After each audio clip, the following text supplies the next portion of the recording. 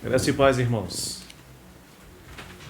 Hoje nós estamos vendo a segunda parte que vai tratar da festa das trombetas, né?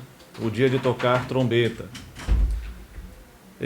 Recapitulando, lembrando que nós estamos, como o Kleber já introduziu o assunto, estamos tratando das festas judaicas, que não são meramente festas, mas nós aprendemos que são encontros marcados pelo Senhor.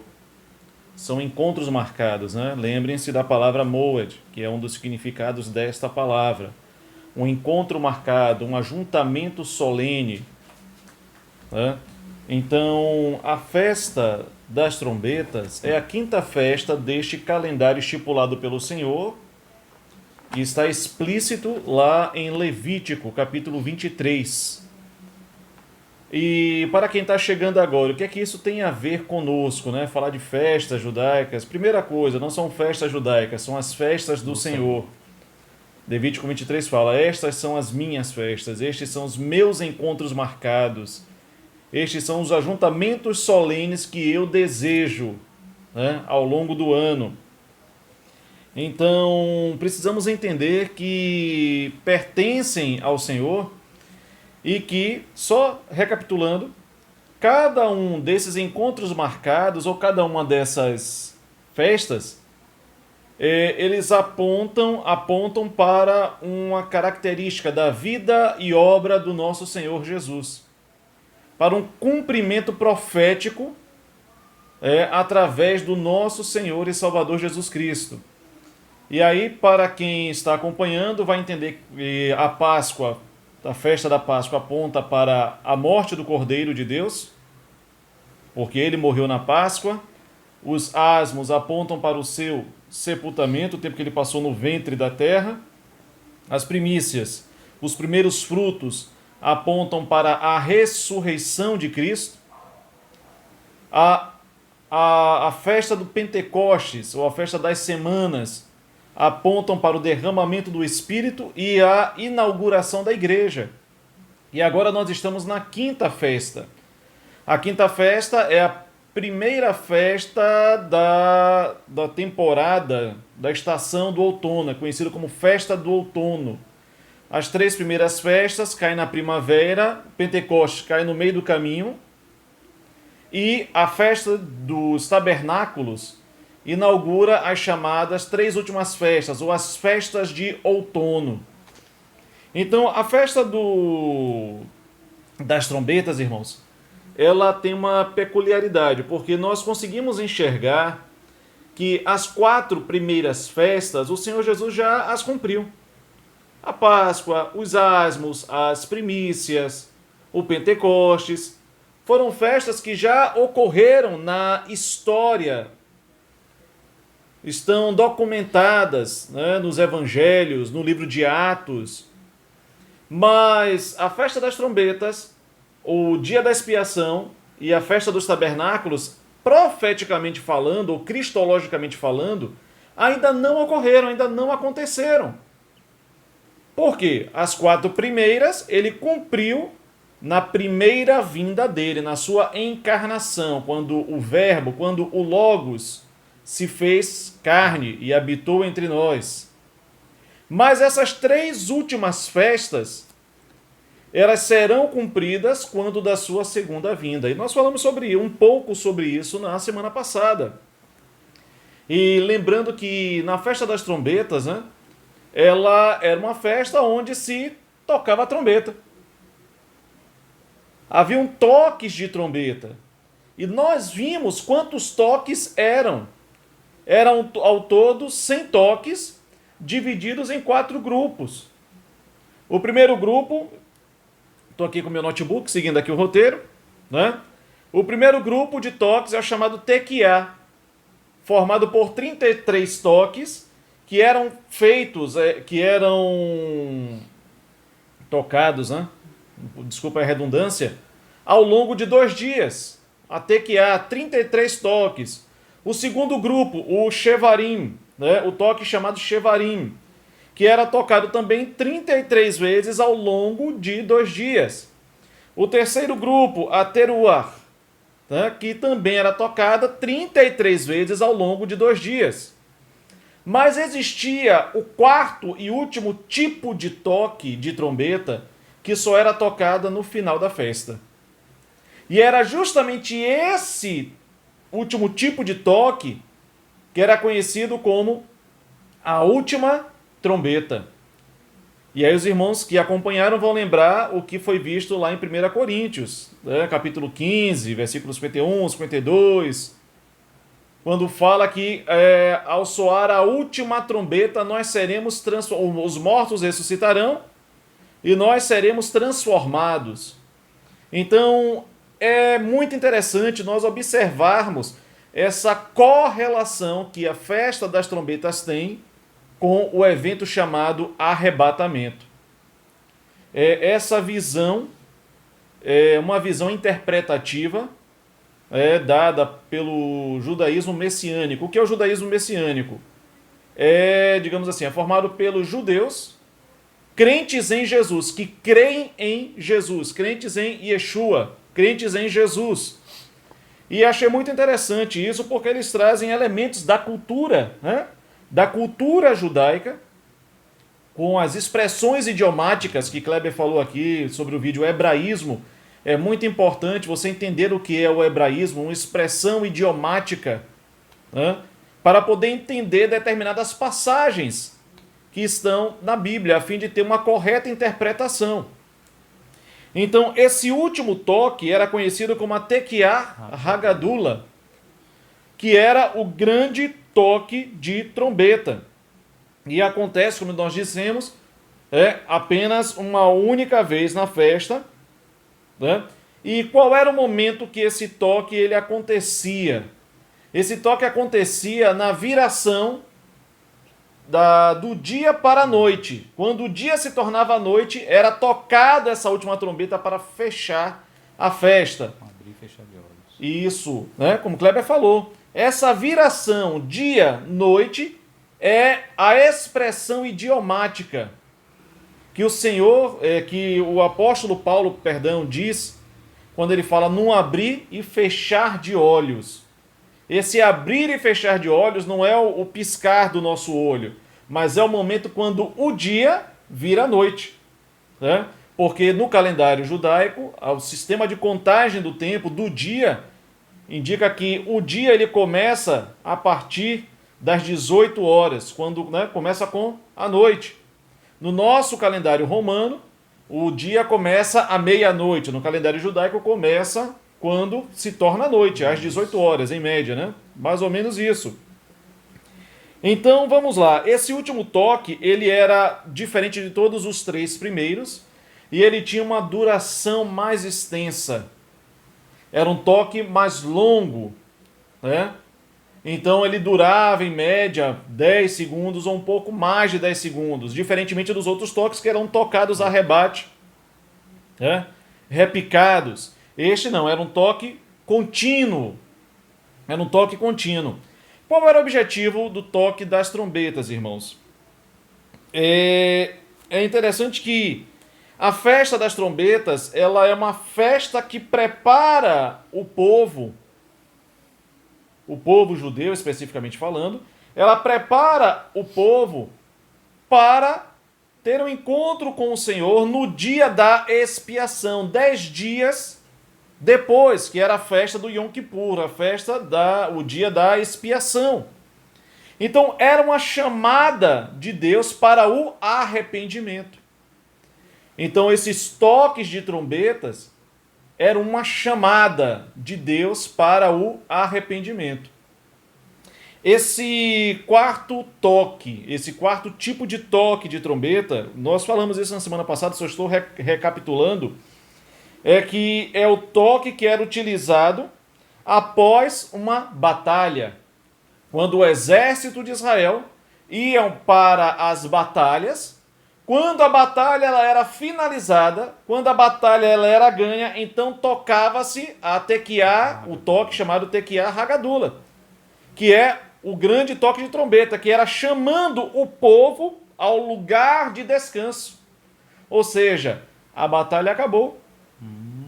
Vamos retornar para o lugar de descanso. Era o objetivo desse quarto toque, né? Era chamar o povo que estava na guerra, que estava travando aquela batalha.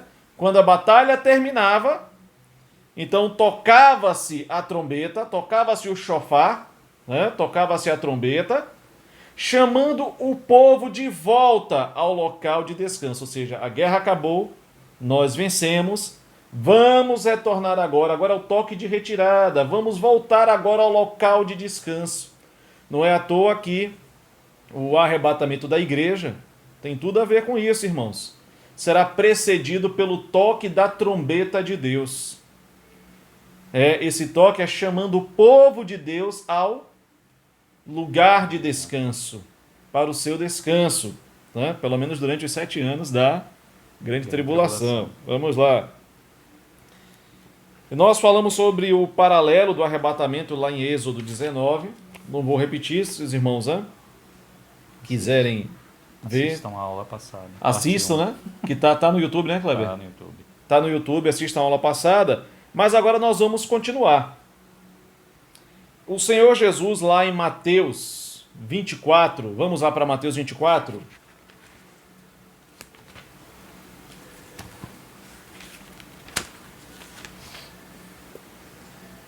Ele usa uma expressão muito interessante em Mateus 24, que, assim, irmãos, na nossa mente ocidentalizada, na nossa mente com o viés, com a cultura, com a cosmovisão brasileira, de um brasileiro,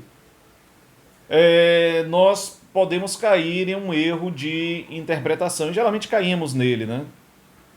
Mas se nós mergulharmos na cultura dos tempos bíblicos, na cultura judaica, né?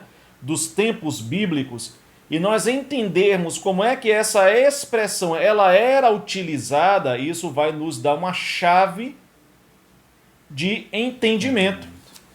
Vai nos dar uma chave, como eu poderia dizer, uma chave hermenêutica, para poder interpretar de maneira mais assertiva o que o Senhor Jesus quis dizer. Vamos lá para Mateus 24, verso 36. Mateus 24, 36. Só o 36? Só o 36. Mas daquele dia e hora ninguém sabe, nem os anjos do céu, mas unicamente meu Pai. Ótimo. Então Kleber leu aqui. Mateus 24, 36 tem uma expressão idiomática, um hebraísmo utilizado pelo Senhor Jesus. Que expressão idiomática é essa? Quando ele diz aqui, mas a respeito daquele dia e hora ninguém sabe, senão os anjos dos céus, nem os anjos dos céus, nem o Filho, senão o Pai. Essa expressão, aquele dia e hora, ninguém sabe, é uma expressão idiomática, um hebraísmo utilizado pelo Senhor Jesus. Nós não devemos, irmãos, ignorar o seguinte.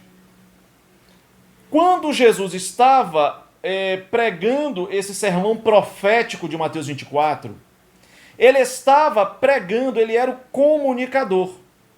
E ele estava comunicando uma mensagem profética acerca dos últimos dias.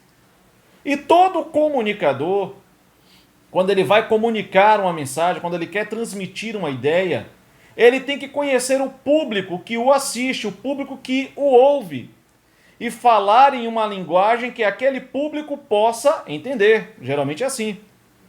As únicas vezes que Jesus falava de uma linguagem que a maioria das pessoas não entendia era quando ele falava em parábolas, mas ele dizia por que ele falava em parábolas. Mas aqui em Mateus 24, verso 36, ele não está utilizando a figura de linguagem parabólica, ele não está utilizando a parábola para poder falar acerca dos últimos dias, para falar acerca do dia e da hora. Não, ele não está utilizando, ele está utilizando um hebraísmo. E o que é que dentro da cultura judaica daquela época significava aquele dia e hora ninguém sabe, né? O que é que o Senhor Jesus quis falar? Lembrando que ele estava falando para um público específico, e esse público era formado por judeus. Não era formado por brasileiros, não era formado por americanos, nem chineses, nem japoneses, né, nem ingleses, nem franceses, não. Ele estava falando para o povo judeu, para judeus que estavam ali acompanhando ele, ouvindo os seus ensinamentos. Então ele teria que usar uma expressão que os seus ouvintes pudessem entender. E vamos lá. Quando se falava essa expressão, aquele dia e hora ninguém sabe, o que é que na mente de um judeu, principalmente daquela época, se passava? Quando ele ouvia a expressão, qualquer pessoa poderia dizer essa expressão, mas aquele dia e hora ninguém sabe. Qualquer pessoa, era a expressão que era utilizada naquela época e tinha um sentido, tinha um significado, né, para aquela cultura. Então o que é que acontece?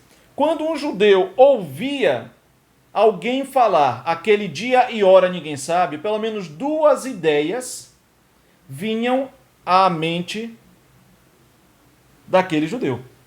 Duas ideias, duas possibilidades. Irmãos, tá sendo claro? Tá dando para entender até aqui? Tá conseguindo acompanhar? Dê um feedback aí, dá um joinha, faz alguma coisa aí, manda um sinal de fumaça aí pelo Instagram. Só para dizer, até aqui tô conseguindo acompanhar. Tá conseguindo acompanhar? Sim ou não?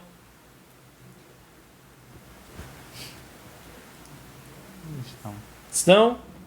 Maravilha, então vamos prosseguir.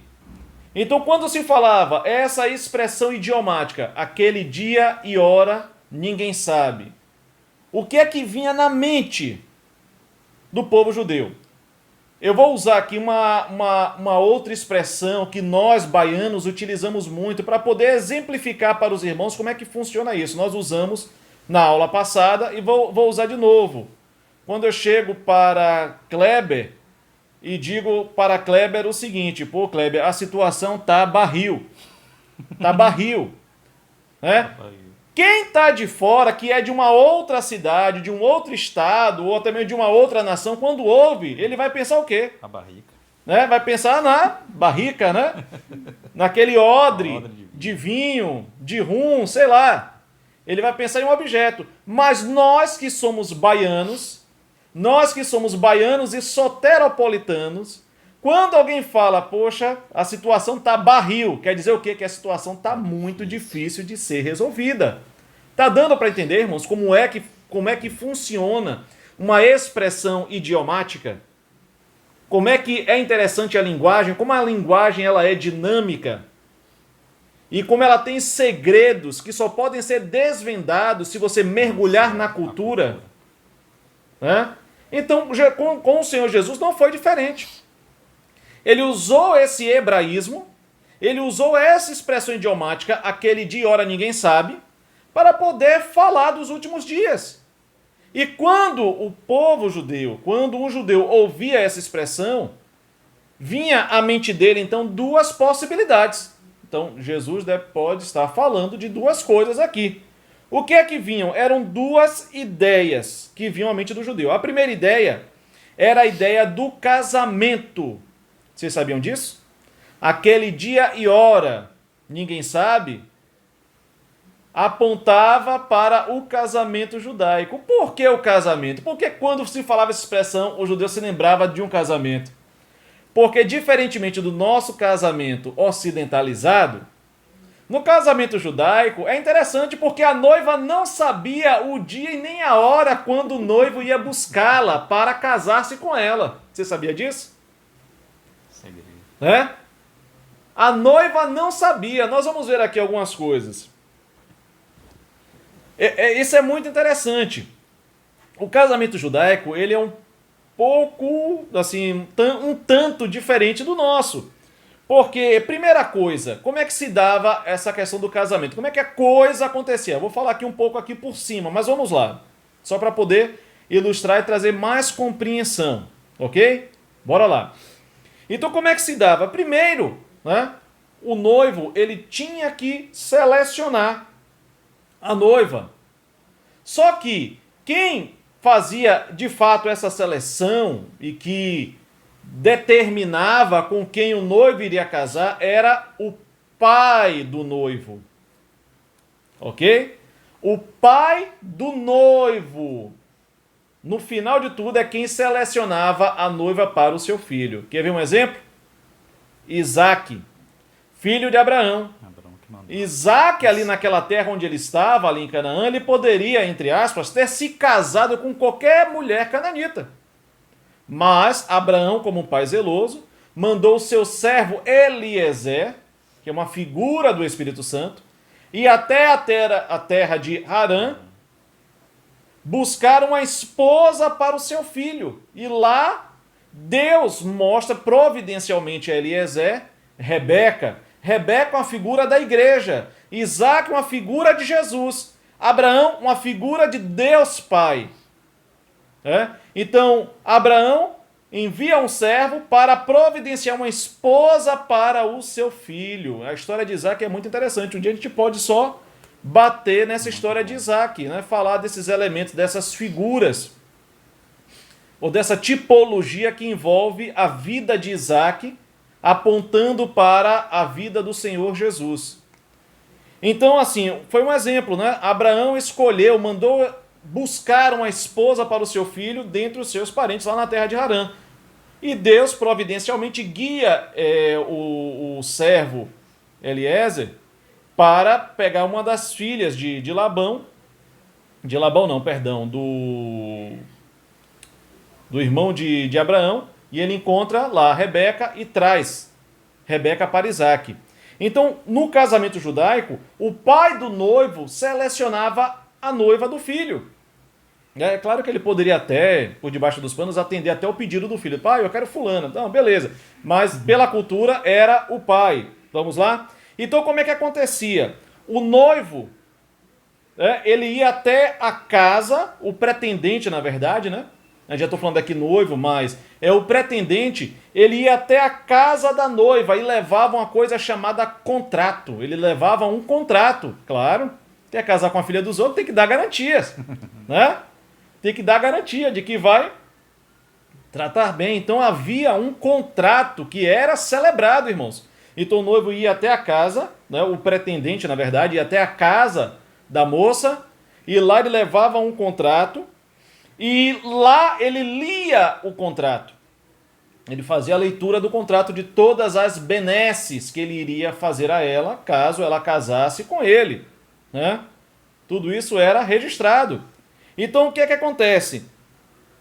A noiva ouvia, e aí cabia àquela moça decidir se aceitava ou não. Ok? Cabia à moça decidir se aceitava as condições do contrato ou não. Caso ela aceitasse, então se passava agora para uma outra fase. Juntos, então, para poder celebrar aquele contrato, né? Aquele contrato de noivado, eles comemoravam como?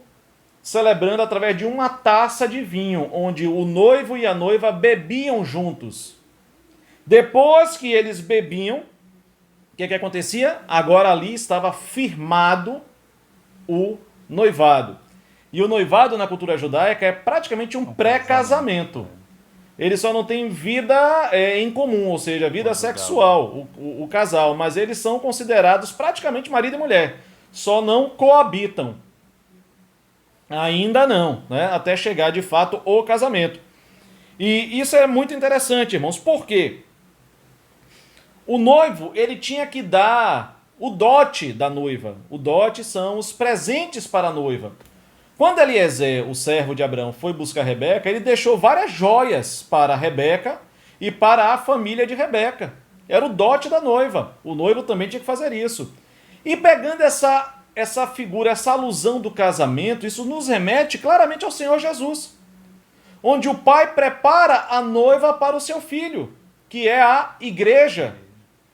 Onde o filho vem até a casa da noiva, que é esse planeta, o planeta Terra, porque nós estamos aqui na Terra. Onde o noivo vem e faz um contrato. E ele nos deixa É uma aliança que é um contrato. Eu estava aqui com... Estou aqui com o texto grego de Lucas 22, nós vamos ver isso aqui. O noivo, ele deixa um contrato. Olha o contrato que nós temos aqui. Com todas as benesses que o nosso noivo, o Senhor Jesus, prometeu para a sua noiva. E outra coisa também, irmãos. O noivo, ele dá presentes, ele dá dons, dá presentes para a noiva. O que foi que o Senhor Jesus deixou para a sua igreja? Ele deu o seu Espírito, ele deu os dons do Espírito. O noivo deixa um presente precioso com a noiva, como uma espécie de penhor. Como assim penhor? Era uma garantia de que ele iria voltar para buscá-la, para se casar com ela. Então o Senhor Jesus, na sua partida, ele nos dá o seu Espírito como um penhor. Vamos lá para Efésios capítulo 1. Tá dando para entender, irmãos? Tá dando para acompanhar? Tá conseguindo acompanhar? Se tiver, por favor, dá um feedback aí, pra gente não ficar, né? Tá dando para entender? Sim ou não? Tá claríssimo. Lê o versículo 13 e 14, os versículos 13 e 14, Cleber, por favor. De Efésios, capítulo 1, versículos 13 e 14.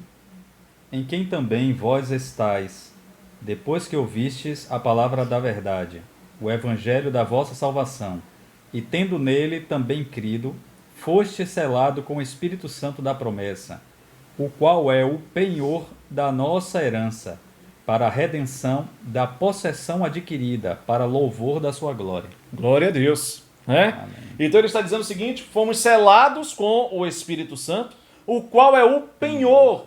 Então o penhor, quando alguém vai até, por exemplo, a Caixa Econômica e penhora uma joia e pega um dinheiro emprestado, quando ele deixa a joia lá, ele está dando a garantia à Caixa Econômica de que ele vai retornar para pagar a dívida dele, porque ele deixou algo mais precioso lá. Tá dando para entender, irmãos, a figura?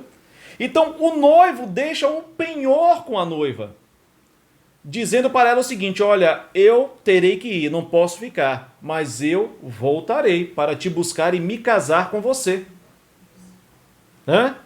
E outra coisa também. Estão lembrados que eu falei que quando o noivo e a noiva bebem a taça de vinho, ali está oficializado o noivado. Vamos lá para Lucas. Lucas capítulo 22.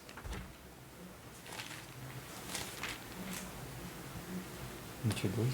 Isso, Lucas 22, versículo... Olha aqui no notebook, versículo 20.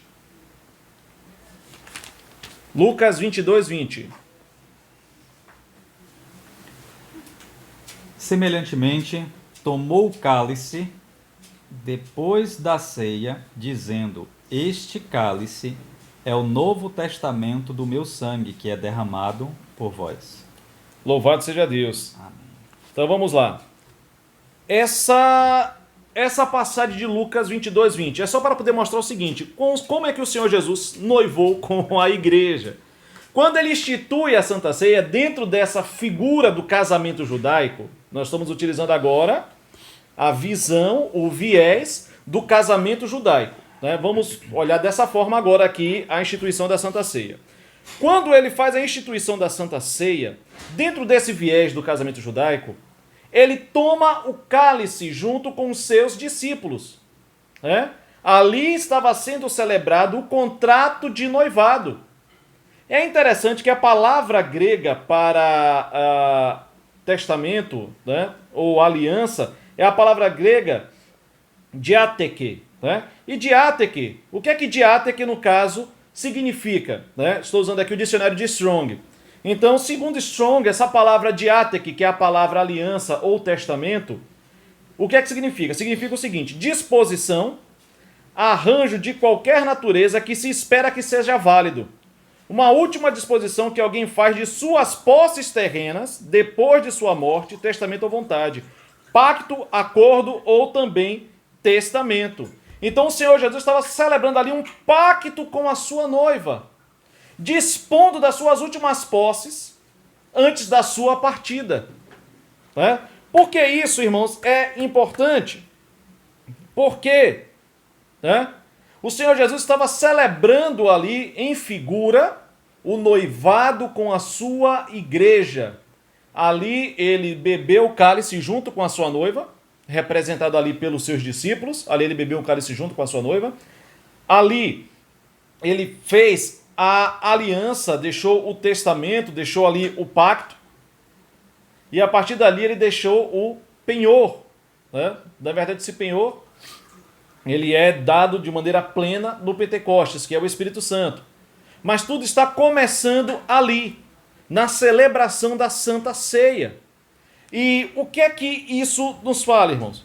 Então, o noivo, voltando aqui para a figura, o noivo, ele fazia isso com a noiva, tinha todo esse ritual de ir até a casa do pai da noiva, para poder pedir a mão da noiva em casamento. Ele levava o contrato, ele lia os termos do contrato, a noiva ouvia e cabia a ela decidir se queria ou não. E caso ela ouvia os termos, se ela concordasse, estaria celebrado. Bebiam juntos o cálice de vinho, celebrando o noivado ali. O noivado estaria oficialmente, né, celebrado, inaugurado, vamos colocar assim. E o noivo deixava o penhor, o noivo dava dons, dava presentes à noiva. E o casamento, no caso, né? Tem uma passagem interessante. Tem uma passagem interessante que no casamento judaico tinha que se beber uma outra taça de vinho. Essa segunda taça, ela só poderia ser bebida no dia do casamento. Depois que os noivos bebem essa segunda taça de vinho no casamento, aí o casamento está oficializado. Então Jesus também fala de uma outra taça que ele também vai beber, que ele não bebeu naquela ocasião da Santa Ceia, mas ele está ansioso por beber essa outra taça, que é a celebração do casamento. Onde é que está isso? Vamos lá para Mateus? Abra sua Bíblia aí no Evangelho de Mateus. Mateus 26.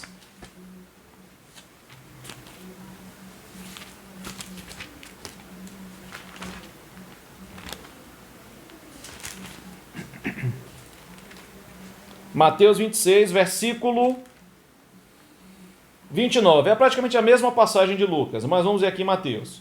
Mateus 26, 29. E digo-vos que, desde agora, não beberei deste fruto da vide, até aquele dia em que o beba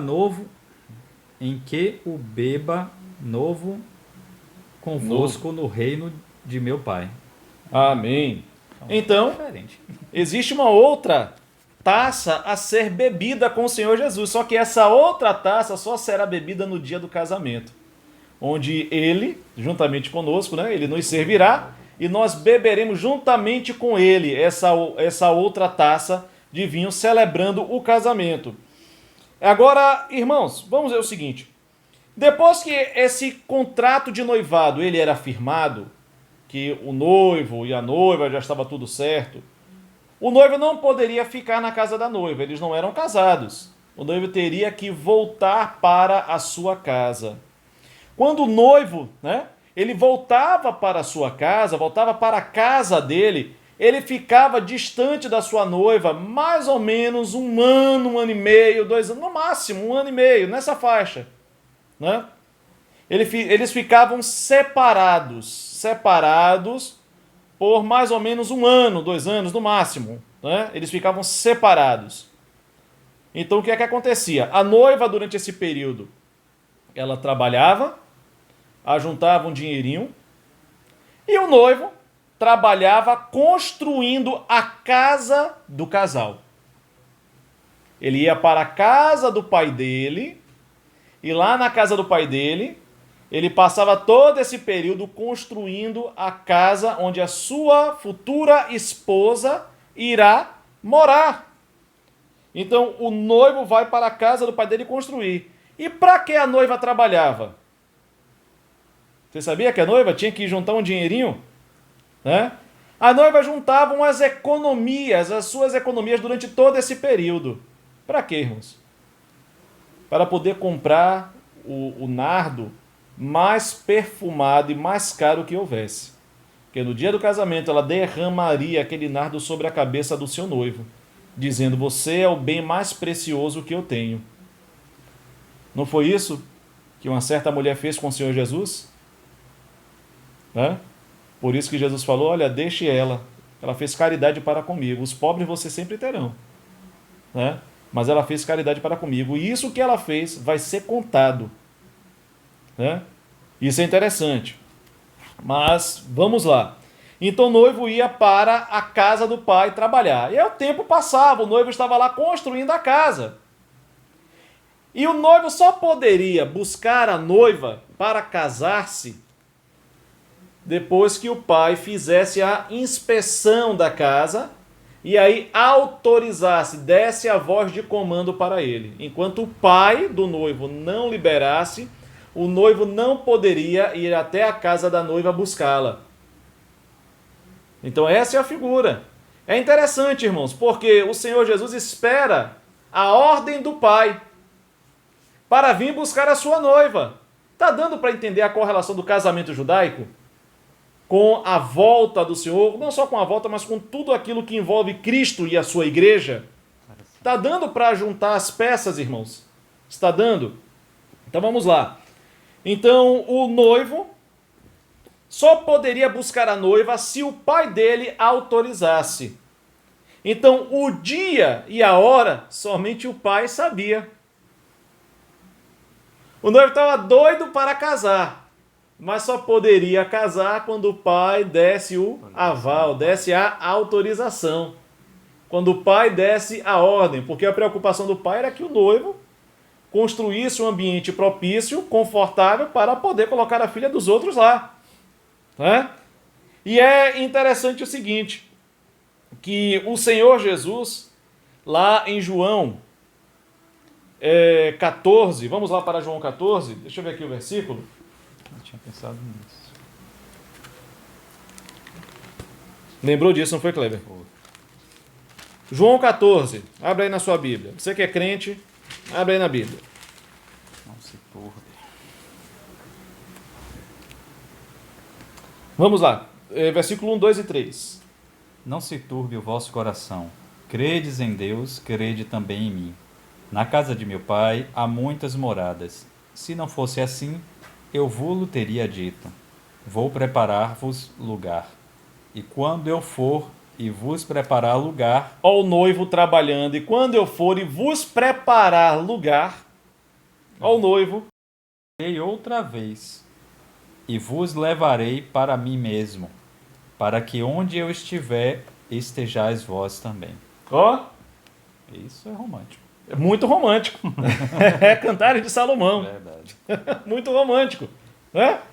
E quando eu for e vos preparar lugar, minha noiva, eu voltarei, vos levarei, te trarei para mim mesmo. Né? Então veja você a linguagem poética que está por trás destas palavras. Nós analisamos isso às vezes de uma maneira muito técnica, muito fria. Muito fria, é verdade. Mas veja você o romantismo ou a linguagem poética por trás destas palavras, quando você consegue enxergar a figura do casamento judaico, e como o Senhor Jesus está tratando a sua igreja. Ele disse que iria para a casa do pai dele, que se lá não tivesse lugar, né, ele teria dito, mas ele falou: mas eu estou indo para vos preparar um lugar, e quando eu preparar esse lugar, que a casa estiver pronta, eu voltarei. Era o que o noivo fazia. Quando a casa estava pronta e que o pai liberava ele, ele voltava para buscar a noiva. E aí, levava a noiva para ele. É interessante, irmãos, a gente observar isso. E voltando aqui ao cerne da festa das trombetas, né? Em relação à questão do casamento judaico.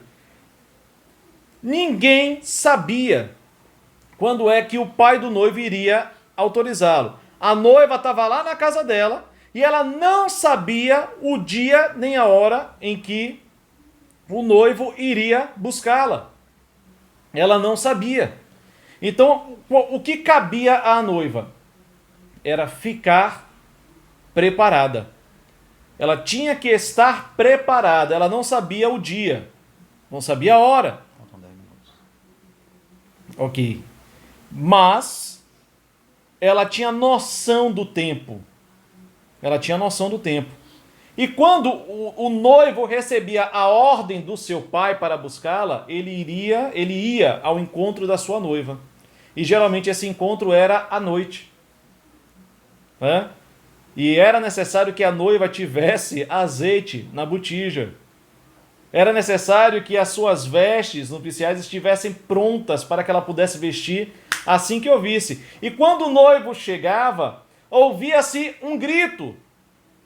Eis o noivo, ó, a voz do arcanjo que Paulo fala em 1 Tessalonicenses capítulo 4.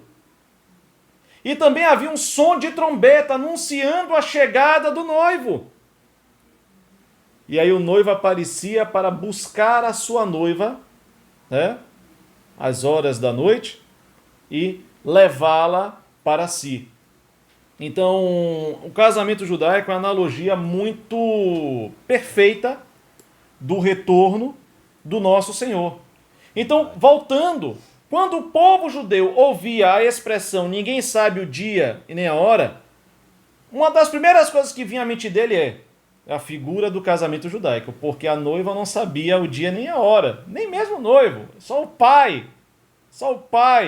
do noivo era que sabia quando ele iria autorizar o seu filho a buscar a sua noiva. Então essa era a primeira ideia. Mas existia, irmãos, uma segunda ideia também. Quando eles ouviam a expressão aquele dia, hora, ninguém sabe, vinha também uma segunda ideia na mente do povo judeu. Nós vamos fazer o seguinte, já estamos perto já de finalizar, vamos dar uma pausa de 1 minuto, agora, 1 minuto só, irmãos, então continua aí, tá bom? Então, aquele dia e hora ninguém sabe, ok? A primeira ideia, nós já vimos aqui, era a ideia do casamento judaico. Né? A noiva não sabia quando é que o noivo iria buscar. E nem também o noivo sabia, porque dependia do pai. E o pai, para poder liberar o noivo teria que terminar a edificação da casa do casal, da casa dele, para poder abrigar a sua noiva. Então não era de qualquer forma. Essa era a primeira ideia. Mas existe também uma segunda ideia que vinha na mente do judeu que estivesse ouvindo aquela expressão. Qual era a segunda ideia? A primeira ideia é o casamento judaico. Aquele dia, hora, ninguém sabe. Ou deve ser o casamento. Mas qual é a segunda ideia? Aquele dia, hora, ninguém sabe. É uma expressão que apontava para a festa das trombetas. Vocês sabiam disso? Aquele dia e hora também era uma expressão, um hebraísmo, utilizado para apontar a festa das trombetas. Agora, por que isso? Ok? Deixa eu ver aqui o notebook. Não tinha uma data específica? Vamos lá. Por que a festa das trombetas tinha esse nome? Que é um dos nomes que ela tem. Depois nós vamos ver os nomes que são dados à festa das trombetas. Por que a festa das trombetas carregava esse nome de dia e hora que ninguém sabe? Por quê? Irmãos, o que é que acontece? Acho que até falamos um pouco sobre isso na aula passada, tá? Na transmissão passada. Todas as demais festas de Israel, todas as demais festas do Senhor, elas eram celebradas no meado do mês, dia 14 de Nissan, que era Páscoa, dia 10 de Tishri, que é o Yom Kippur, dia 15 de Tishri, Tabernáculos, e as demais festas também, todas elas no meado do mês, no meio do mês. Ok? Mas a festa das trombetas, o Yom Teruah, era a única festa das 7 festas, era a única festa que era celebrada no começo do mês. Era a única festa celebrada no começo do mês. E isso é algo muito interessante, por quê? No nosso calendário solar, nós contamos exatamente 30 ou 31 dias de acordo com o mês que nós estamos. E aí nós sabemos que finalizando aqueles 30 ou 31 dias, o dia seguinte já é o começo do mês. Mas no calendário lunar, a coisa já é um pouco mais assim diferente. Não é tão igual, porque tinha que se acompanhar o ciclo da lua, né? As fases da lua. E o mês só poderia se iniciar quando a lua nova aparecesse. Então, qual era o costume? Esperava-se a lua ficar totalmente escura. Vai minguar, ficar totalmente escura. E no dia seguinte, esperava-se o surgimento da fase da lua, né, da lua nova. Então, assim, em Tishri, né, dia 1º de Tishri, para poder se celebrar a festa das trombetas, era necessário ter a certeza de que o mês havia começado. Agora, como é que eles teriam a certeza? Como é que eles sabiam que o mês de Tishri havia começado? Separava-se então 2 espias que serviriam de testemunhas. Essas 2 pessoas ficariam em pontos distintos da cidade de Jerusalém e ficavam observando o céu. E eles ficavam observando o céu, ok? Então, à tardezinha, eles ficavam observando. Quando aquelas 2 testemunhas conseguissem visualizar os primeiros raios da lua nova, as primeiras emissões de luz da lua nova, aquela lua bem fininha, os primeiros raios da lua nova, quando eles visualizavam, eles saíam correndo de onde estavam, iam até o Sinédrio, né? E aí procuravam o sumo sacerdote, e aí chegavam diante do sumo sacerdote e dizia: olha, a lua nova apareceu e nós vimos. E aí era feito um interrogatório com eles, não era assim de qualquer jeito. E aí se perguntava sobre a posição em que a lua estava, o brilho, como é que estava, de que lado estava batendo a luz e tal. Tinha um interrogatório que era feito. E se o relato, irmãos, das 2 testemunhas batesse, né? Quando o relato das 2 testemunhas, diante do Sinédrio, diante do sumo sacerdote, né? Havia aquela acariação, havia aquela investigação. Quando o relato das 2 testemunhas batia, o sumo sacerdote imediatamente inaugurava, né, a festa das trombetas, inaugurava o mês de Tishri, que começava à noite, né, na viração do dia. Agora é interessante o seguinte: qual é a peculiaridade? Por que uma festa de 2 dias? Porque quando o céu está limpo, sem nuvens, é fácil você enxergar a lua nova. Se tiver nuvem. Né? É fácil. Porque o céu está limpo. Aí você não tem dificuldade para poder visualizar a lua, por mais, digamos assim, fina que ela esteja. Ok? Então é fácil. Mas digamos que no dia o céu estivesse nublado. Se o céu estivesse nublado com nuvens, então eles não poderiam declarar o início da festa, o início do mês de Tishri, enquanto a lua nova não estivesse visível. É por isso que aquele dia e hora ninguém sabe, irmãos. Tá dando para entender? É por isso que aquele dia e hora ninguém sabe, porque ia depender muito das condições climáticas. Ia depender muito de quando a lua nova iria ficar visível no céu. Então tinha toda essa expectativa.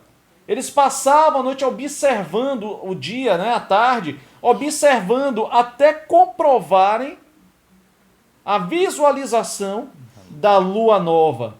Quando ela era finalmente visualizada, porque se ela não conseguisse aparecer no primeiro dia, eles teriam que deixar a celebração para o segundo dia. Então veja você que é algo bem interessante. Então essa expressão, o dia e a hora, ninguém sabe, né? Ela é voltada para a festa das trombetas justamente por quê?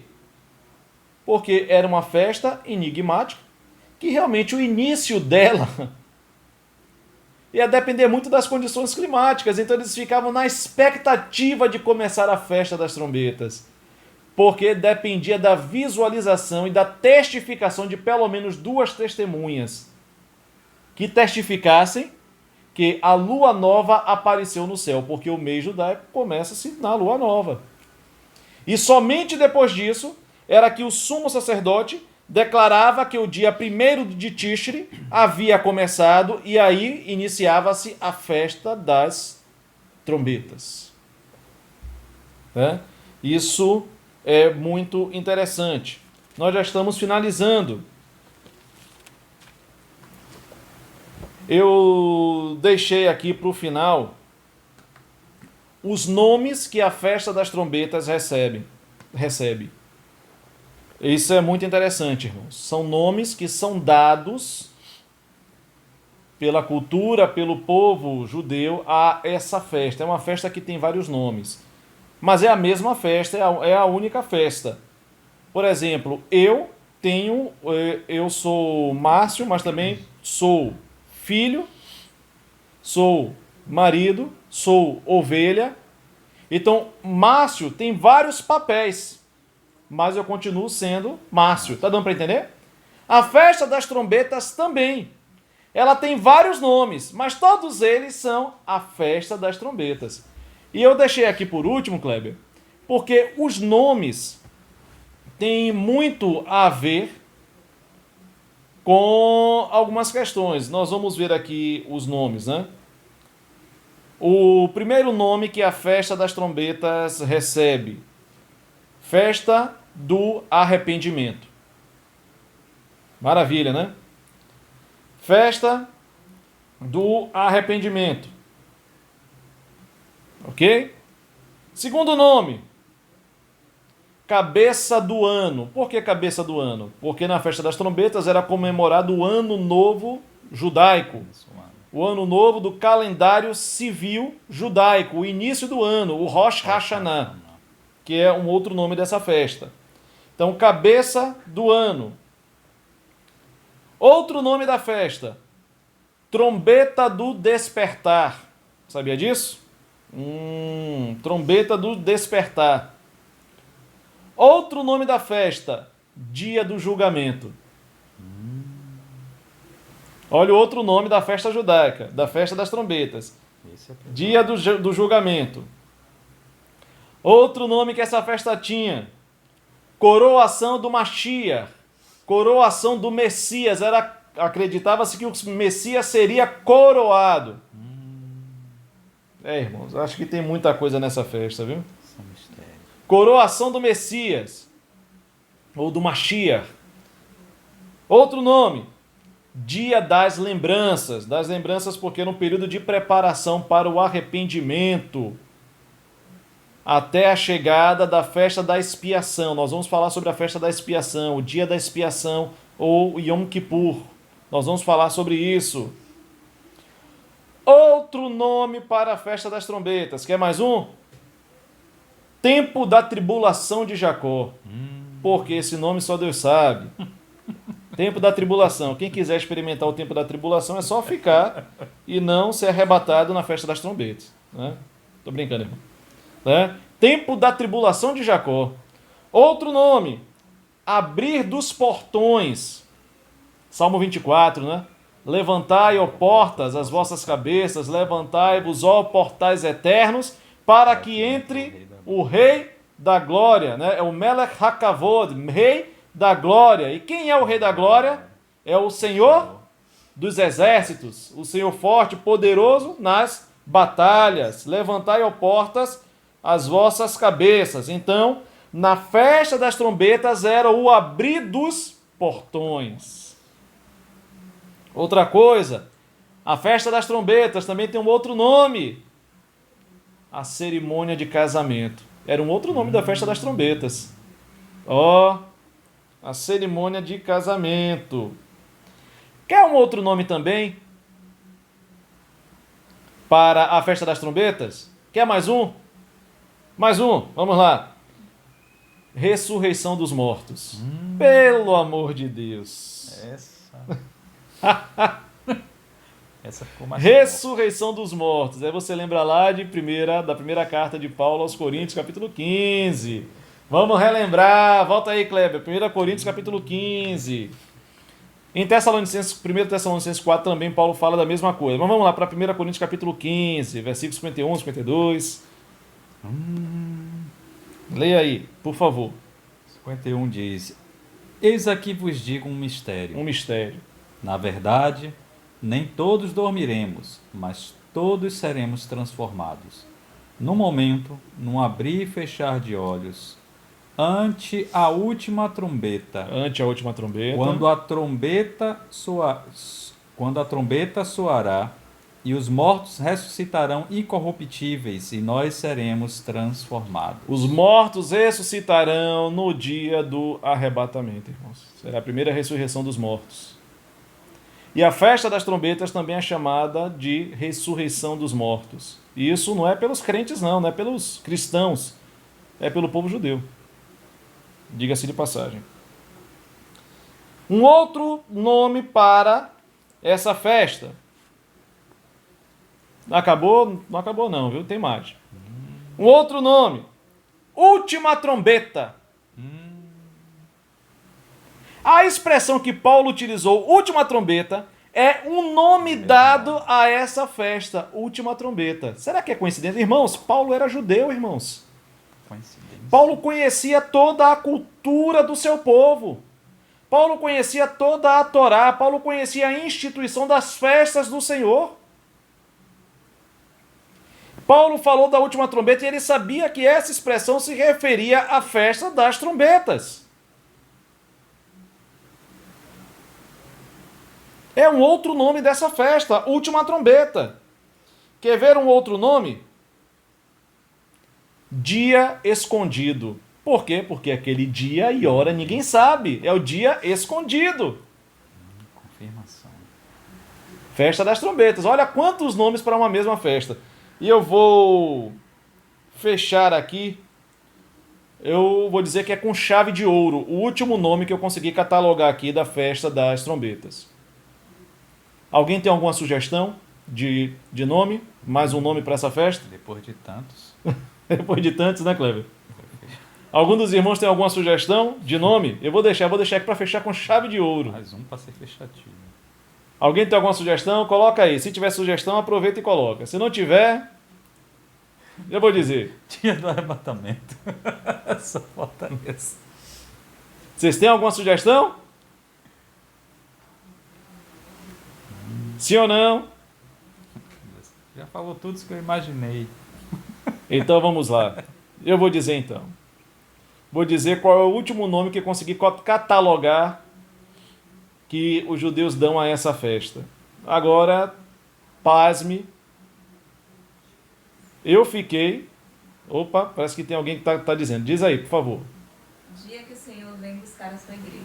Dia que o Senhor vem buscar a sua igreja. Mais ou menos. Mais ou menos. É por aí. É por aí. Eu vou dar o nome da festa, mas valeu a participação. Mas é mais ou menos por aí. O caminho é esse aí.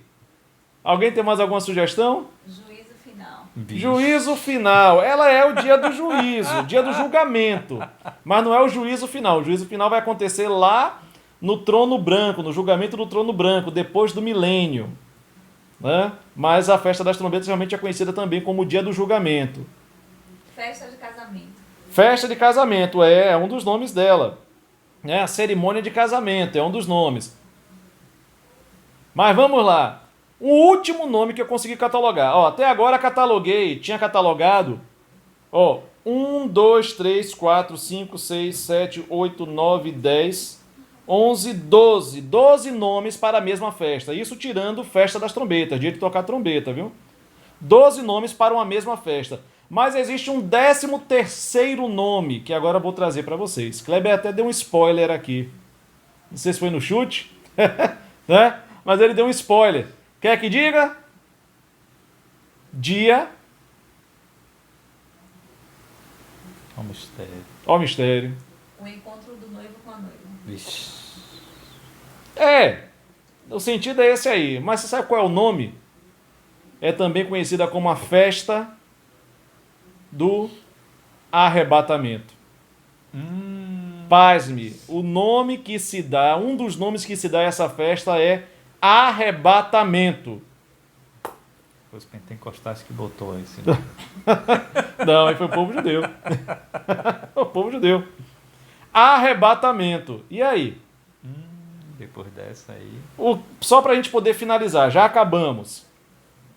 Os irmãos conseguem, olha bem que eu estou sempre frisando ao final de cada vídeo, conseguem enxergar o calendário profético sendo cumprido em cada uma das festas?